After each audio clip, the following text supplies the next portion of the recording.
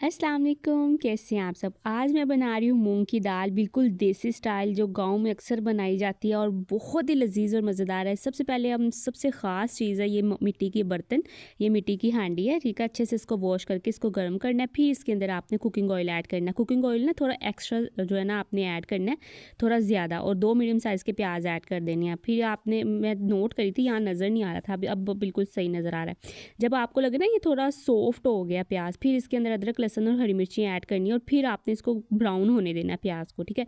वो हो जाए फिर थोड़ा सा पानी ऐड करें ताकि जो है मसाले जले ना। और एक मीडियम साइज़ का प्याज था जिसको मैंने चॉप करके ऐड किया। टमाटर सॉरी। वो करने के बाद नमक हम लेंगे टू टेस्ट, लाल मिर्च का पाउडर 1 चाय का चम्मच, कुटी हुई लाल मिर्च 1 चाय का चम्च, हल्दी हाफ चाय का चम्मच, और ये जो साबुत गोल धनिया होता है ना, ये 1 खाने का चम्मच था, इसको मैंने हल्का सा ना पीस लिया था।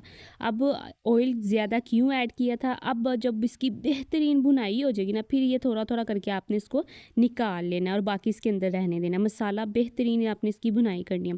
अब ये मूंग की दाल जो कि हाफ़ केजी थी और इसको मैंने तकरीबन 3 घंटे के लिए पानी में डिप करके रख लिया था। ऐसे बहुत अच्छी दाल बनती है।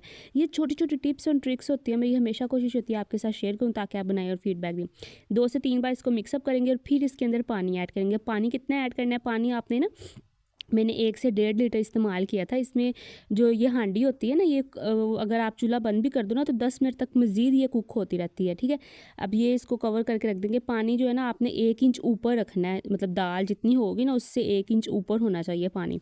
अब यहाँ पे ये अच्छे से कुक हो रही है। अब इसको आराम से आपने कुक होने देना। इसके ऊपर ना झाग सी आ जाती है, वो आपने निकाल देनी। अब यहाँ पर टोटल जो इसने टाइम लिया था ना, वो 30 से 35 मिनट लिया है, ठीक है। फ्लेम बिल्कुल मीडियम टू लो थी, बहुत ज़्यादा हाई नहीं करना। अब ये बहुत अच्छे से कुक हो गई है।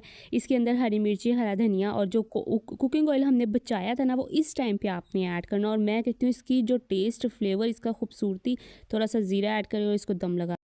तो माशाल्लाह अल्हम्दुलिल्लाह, अल्लाह पाक ज़िंदगी सेहत तंदुरुस्ती दे। कमाने वाले की, पकाने वाले को, खाने वाले की, इतनी लजीज और मज़ेदार ये दाल बनी है ना, मतलब आप हैरान रह जाएंगे। आपने नेक्स्ट रेसिपी बनवानी है तो नीचे कमेंट करें और शेफ़ महवी जी, शेफ़ लाडो जी सर्च करें।